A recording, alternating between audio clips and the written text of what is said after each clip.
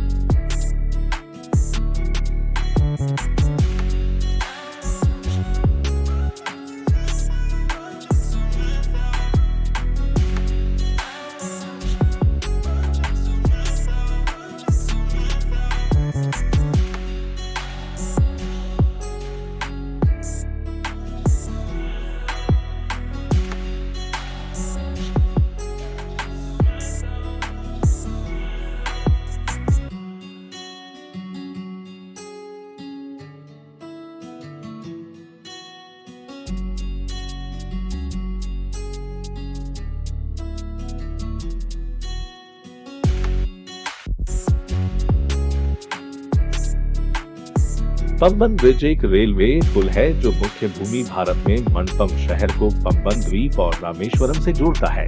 24 फरवरी 1914 को खोला गया। ये भारत का पहला समुद्री पुल था और 2010 में बांद्रा वर्ली सी लिंक के खुलने तक भारत का सबसे लंबा समुद्री पुल था। रेल पुल अधिकांश भाग के लिए कंक्रीट पर टिका हुआ एक पारंपरिक पुल है, पियर्स, लेकिन बीच में एक डबल लीव बेसिक्यूल सेक्शन है जिसे जहाजों को गुजरने देने के लिए उठाया जा सकता है। 1988 तक पंबन पुल एकमात्र सतही परिवहन था जो तमिलनाडु के रामेश्वरम द्वीप को मुख्य भूमि से जोड़ता था।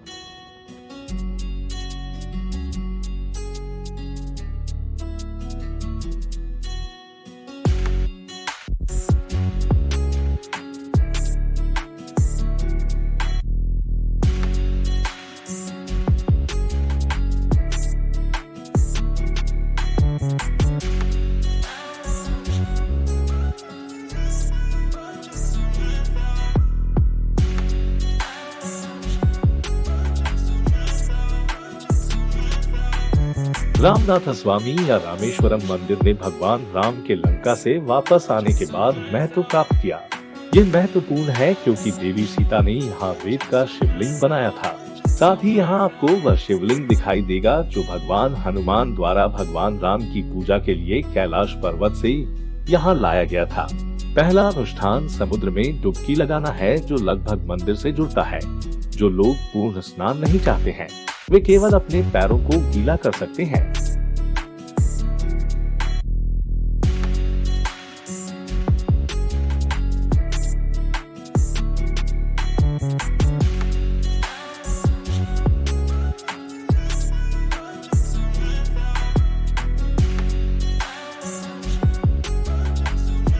उसके बाद रामेश्वरम मंदिर तक पैदल चलना पड़ता है जो स्थान से मुश्किल से 500 मीटर की दूरी पर है।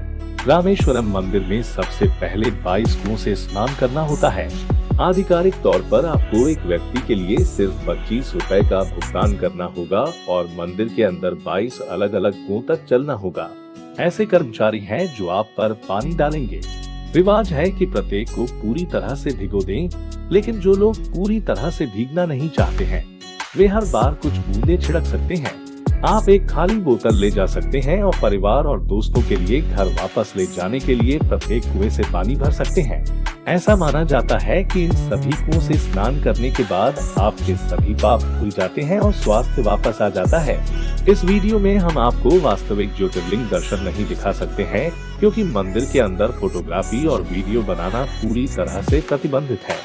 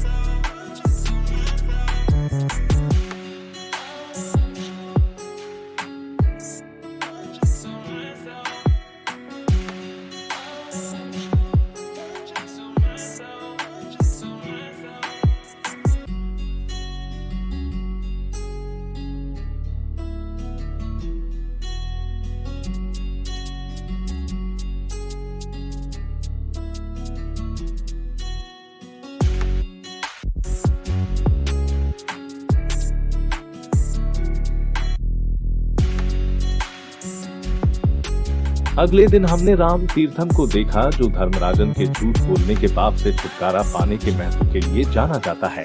यहाँ धर्मराजन ने इसी पवित्र तालाब में स्नान किया था और अपने पापों से छुटकारा पाया था।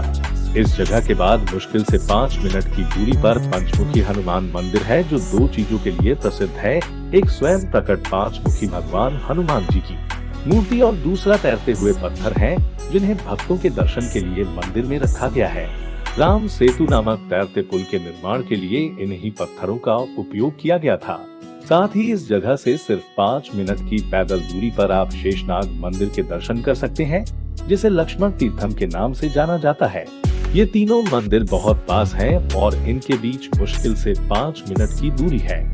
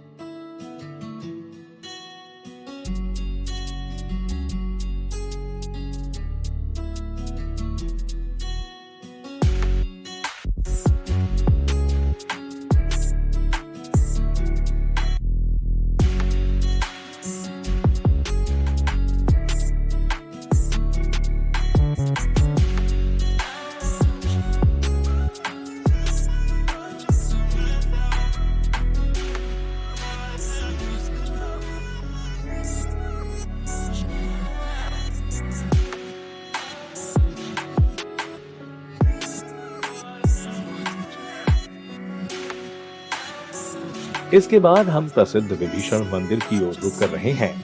इस स्थान पर भगवान राम ने पत्ती और समुद्र के पानी के माध्यम से विभीषण का राज्याभिषेक किया था। इस मंदिर में भगवान श्री राम मुख्य मूर्ति को धनुष और तीर के साथ चित्रित किया गया है कोथंडम। इसलिए मंदिर के देवता कोथंद्रमा स्वामी के रूप में जाना जाता है। इस मंदिर में राम ने अपने भक्तों को देवी सीता, भगवान लक्ष्मण, भगवान हनुमान और विभीषण का आशीर्वाद दिया। इस मंदिर में लंका राजा रावण के छोटे भाई विभीषण ने भगवान श्री राम और उनकी सेना के साथ शामिल हो गए थे।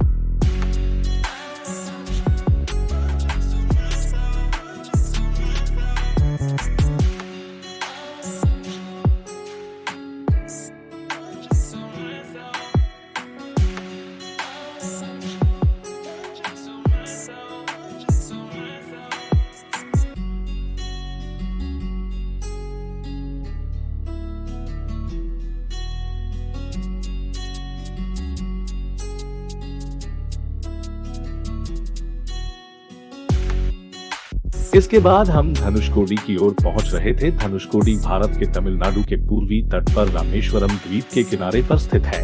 इसे भारत का अंतिम छोर भी कहा जाता है। ये वो जगह है जहां से श्रीलंका दिखाई देता है। धनुषकोडी भारत और श्रीलंका के बीच स्थित है, जो दोनों देशों के बीच एकमात्र ऐसी स्थलीय सीमा है जो पाक जल संधि में बालू के टीले पर मौजूद है, जिसकी लंबाई केवल 50 गज है। इसी कारण से इस जगह को विश्व लघुतम स्थानों में से एक माना जाता है। आपको बता दें कि धनुषकोडी से रामेश्वरम का रास्ता 15 किलोमीटर लंबा है और बेहद सुनसान है।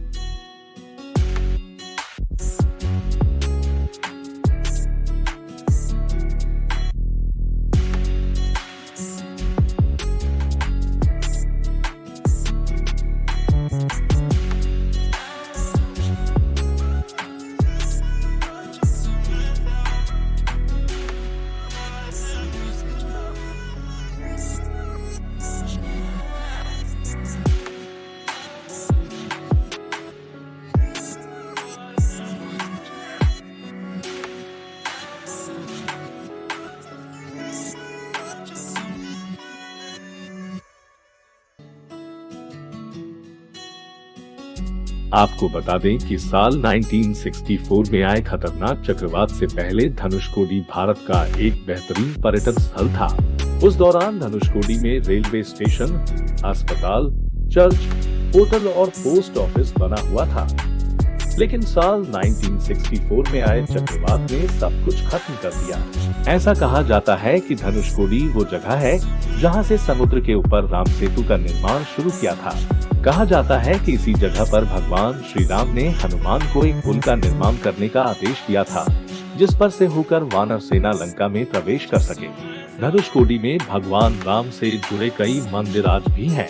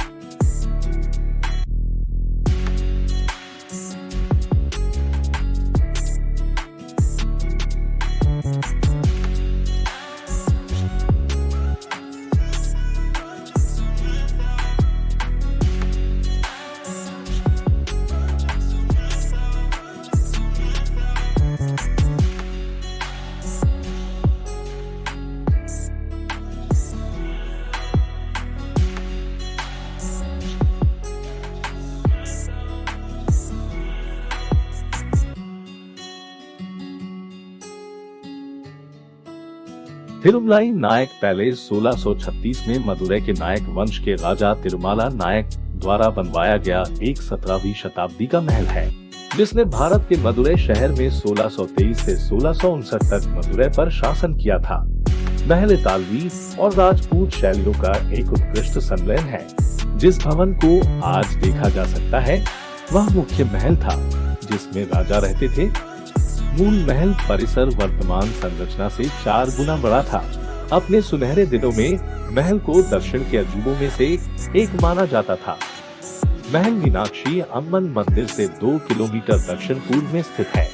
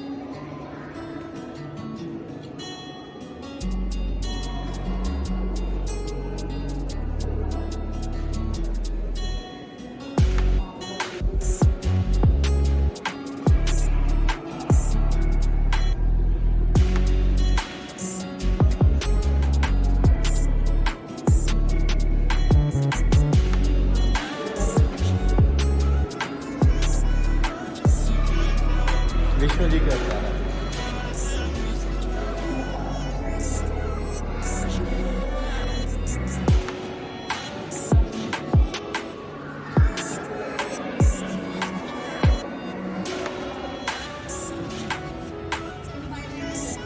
बाय बाय कर दो।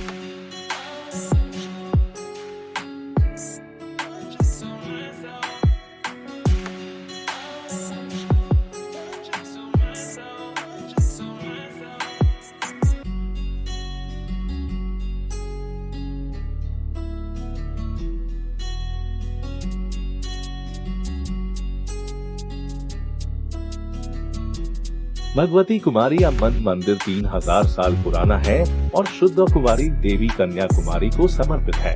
देवी कन्या कुमारी की एक पौराणिक कहानी थी। देवी कन्या कुमारी की भक्ति कुमारी कंदम के प्राचीन काल की है। कन्याकुमारी तमिलनाडु के सबसे दक्षिणी सिरे पर स्थित है। कन्याकुमारी मंदिर 51 शक्तिपीठों में से एक है, जहां सती के शरीर का दाहिना कंधा और पीठ रीढ़ का क्षेत्र गिरा हुआ है। जिससे इस क्षेत्र में कुंडलिनी शक्ति की उपस्थिति होती है। मंदिर के प्रांगण के ठीक पीछे विवेकानंद शिला स्मारक का दृश्य देखा जा सकता है।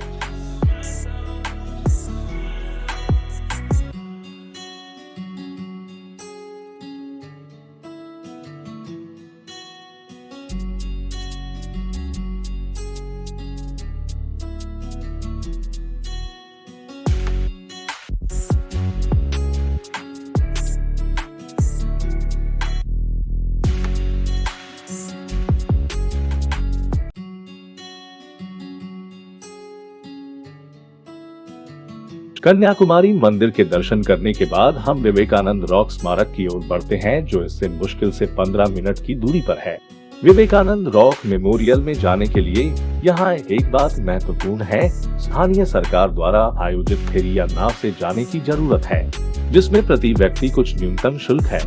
विवेकानंद रॉक मेमोरियल में संग्रहालय जाने के लिए न्यूनतम शुल्क भी देना पड़ता है। विवेकानंद रॉक मेमोरियल भारत के सबसे दक्षिणी सिरे कन्याकुमारी में एक स्मारक और लोकप्रिय पर्यटक आकर्षण है। स्मारक वावथुरई की मुख्य भूमि से लगभग 500 मीटर की दूरी पर स्थित 2 चट्टानों में से एक पर स्थित है। यह 1970 में स्वामी विवेकानंद के सम्मान में बनाया गया था, जिनके बारे में कहा जाता है कि उन्होंने चट्टान पर ज्ञान प्राप्त किया था।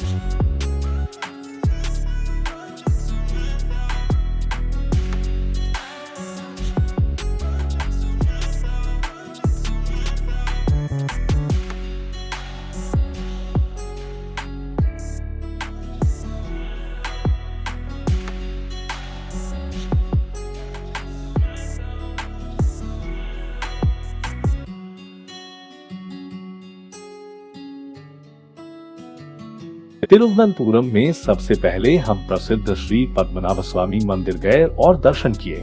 श्री पद्मनाभ स्वामी मंदिर में मुख्य देवता भगवान विष्णु हैं, जो आदिशेष या सभी नागों के राजा पर अनंत शयन मुद्रा पर लेटे हुए हैं। इस मंदिर की अधिकांश संरचना सोने से बनी है। उसके बाद हमने कोवलम बीच का दौरा किया, जो केरल के लोकप्रिय गंतव्यों में से एक है, जहां हर रोज लगभग 1000 पर्यटक आते हैं। उच्च ज्वार की चेतावनी के कारण हमें समुद्र तट में जाने की अनुमति नहीं थी, लेकिन फिर भी हमने वहां भी कुछ अच्छा समय बिताया।